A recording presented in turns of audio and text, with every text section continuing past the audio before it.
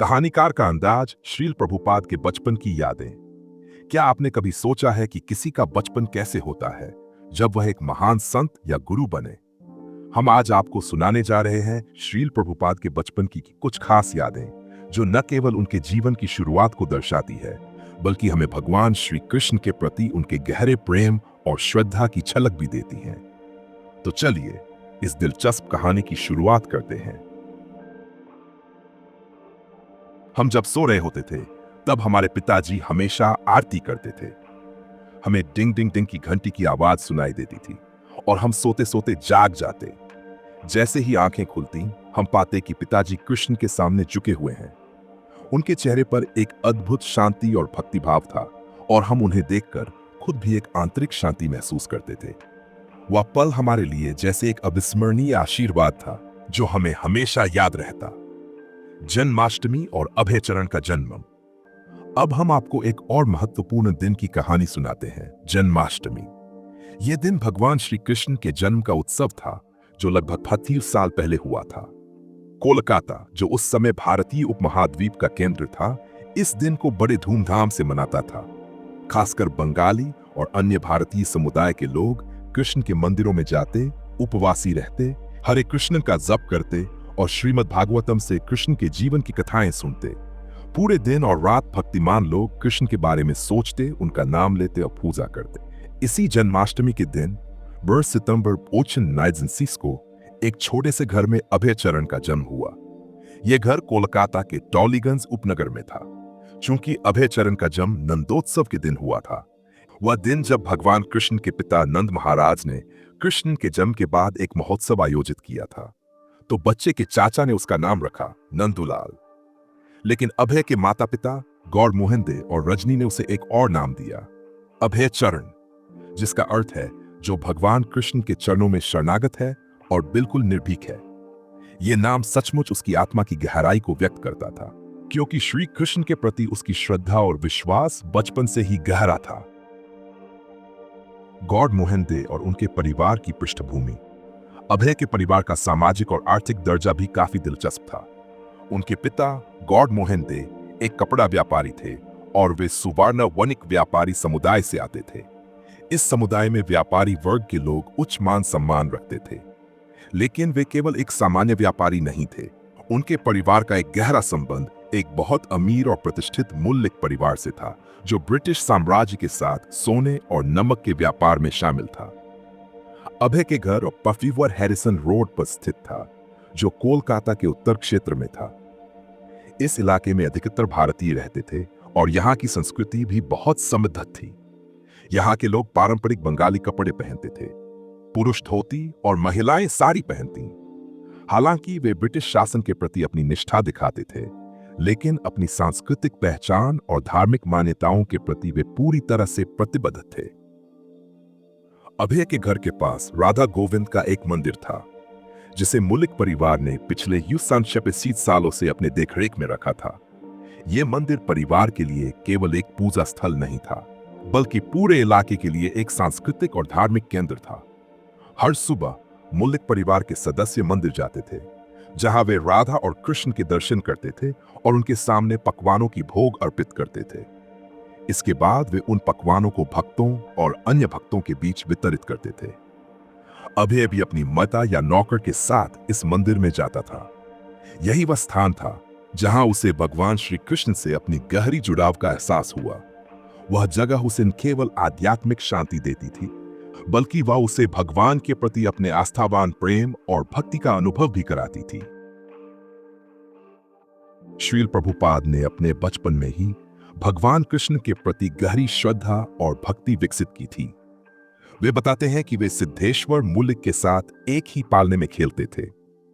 सिद्धेश्वर उन्हें मोती कहकर पुकारते थे और प्रभुपाद उन्हें सुबीधी। दोनों बच्चे एक दूसरे के साथ हमेशा रहते थे। अगर एक दिन भी दोनों में से कोई एक न दिखाई देता, तो दूसरे को गुस्सा आ जाता था। वे एक पल के लिए भी अलग नहीं होते। यह दिखाता है कि बचपन से ही प्रभुपाद की जीवन शक्ति और भक्ति का संचार उनके भीतर हो चुका था। राधा गोविंद मंदिर और उसका प्रभाव। अब हम आपको एक और दिलचस्प कहानी सुनाते हैं।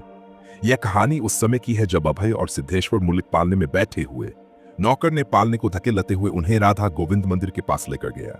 यह मंदिर एक सुंदर और भव्य आंगन के साथ था, जहां पत्थर के शेरों की मूर्तियां मंदिर के द्वार पर खड़ी थीं। इन शेरों के सामने से गुजरते हुए दोनों बच्चे मंदिर के अंदर पहुंचे और वहां के दृश्य ने उन्हें मंत्रमुग्ध कर दिया। मंदिर का आंगन बहुत सुंदर था, जहां बत्तखें और कबूतर उड़ते रहते थे और सैकड़ों भक्त देवी देवताओं के दर्शन कर रहे थे। वहां की शांति और वातावरण ने अभय चरण को कृष्ण के प्रति और अधिक समर्पित बना दिया। मंदिर के अंदर प्रवेश करते समय दोनों बच्चों को एक विशाल गरुड़ की मूर्ति के दर्शन हुए, जो भगवान विष्णु के वाहन थे। यह मूर्ति उनके सामने जैसे जीवन का मार्गदर्शन कर रही थी। राधा गोविंद के दर्शन एक दिव्य अनुभव। श्रील प्रभुपाद अपने बचपन के बारे में बताते हैं कि वे अक्सर राधा गोविंद के मंदिर में घंटों खड़े रहते थे। भगवान कृष्ण और राधा रानी की मूर्तियों को देखकर उनकी दिव्यता में खो जाते थे। वह दिन उनके जीवन का एक अविस्मरणीय अनुभव था। मैं राधा गोविंद मंदिर के द्वार पर खड़ा होकर भगवान की पूजा किया करता था। मैं घंटों घंटों तक उनकी मूर्तियों को देखता रहता था। भगवान का रूप इतना सुंदर था, खासकर उनके तिरछे आंखों को देखकर मैं मंत्रमुग्ध हो जाता था।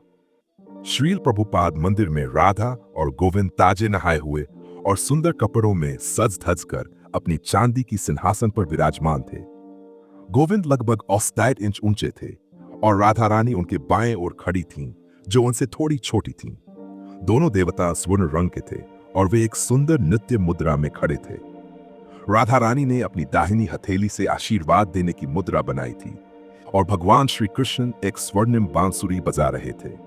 उनके वस्त्र, आभूषण, फूल और गहनों से भगवान और राधा रानी के रूप अत्यधिक आकर्षक और दिव्य लग रहे थे।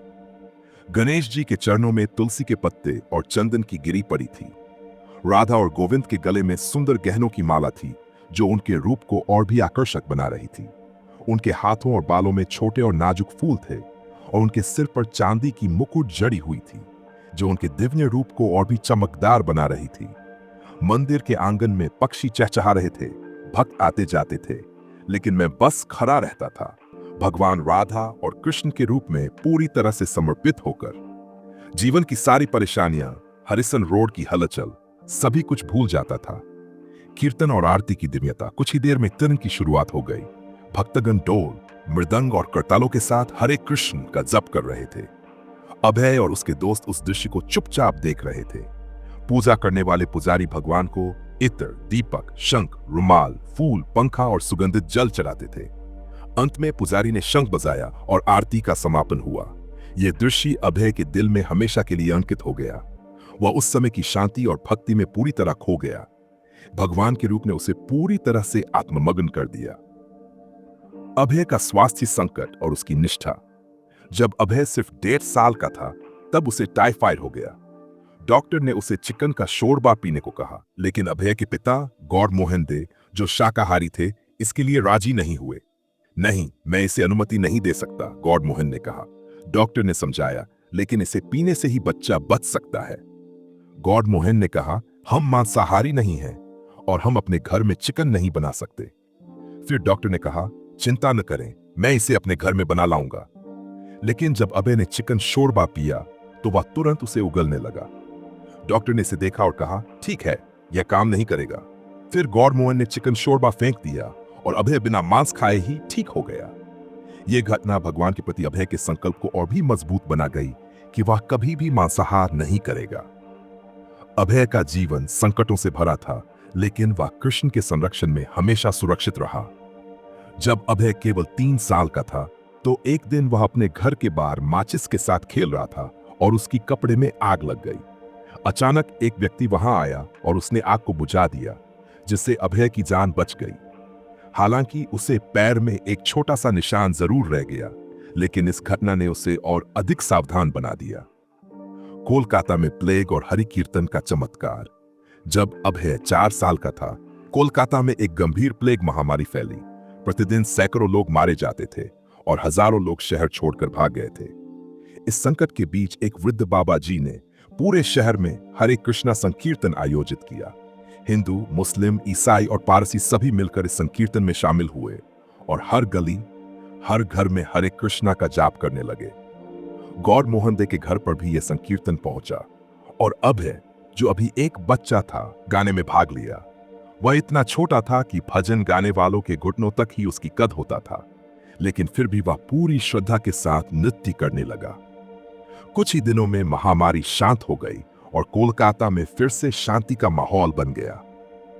निष्कर्ष, ये घटनाएं श्री प्रभुपाद के जीवन के प्रारंभिक वर्षों की थीं, जो न केवल उनके जीवन में भगवान के प्रति अधिक श्रद्धा और भक्ति को दर्शाती हैं, बल्कि हमें यह भी दिखाती है कि बचपन से ही अगर एक बच्चा कृष्ण के प्रति भक्ति से अभिभूत हो तो वह जीवन के किसी भी संकट से उबर सकता है। अभय चरण, जो बाद में श्रील प्रभुपाद बने, का जीवन भगवान श्री कृष्ण के चरणों में समर्पित था और उनके भीतर एक विशेष शक्ति थी जो उन्हें जीवन के हर संघर्ष में जीत दिलाती थी। क्या आपको श्रील प्रभुपाद की बचपन की यह कहानी प्रेरणादायक लगी? अगर हां, तो कृपया इस वीडियो को लाइक करें, शेयर करें और हमारे चैनल को सब्सक्राइब करना ना भूलें। बेल आइकन दबाएं ताकि आप हमारे नए वीडियो के बारे में सबसे पहले जान सकें।